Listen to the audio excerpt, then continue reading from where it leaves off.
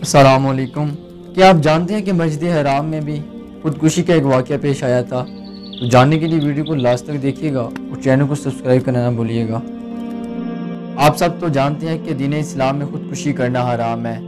حضور صلی اللہ علیہ وسلم نے فرمایا، جس نے پہاڑ سے گر کر خودکشی کی وہ مسلسل جہنم میں گرتا رہے گا، اور جس نے زہر کھا کر خودکشی کی قیامت والے دن وہ زہر اس کے ہاتھ میں ہوگا اور جہنم کی آگ میں اسے ہمیشہ کھاتا رہے گا، اور جس نے چھری کے ذریعے خود کو قتل کیا قیامت والے دن وہ چھری اس کے ہاتھ میں ہوگی اور دوزخ کی آگ میں ہمیشہ وہ چھری اپنے پیٹ پر مارتا رہے گا۔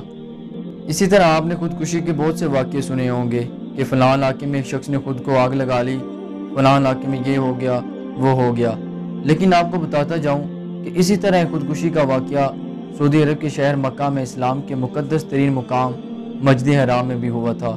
بتایا جاتا ہے کہ خودکشی کرنے والا شخص فرانسیسی شخص تھا اور اس نے اسلام قبول کیا تھا۔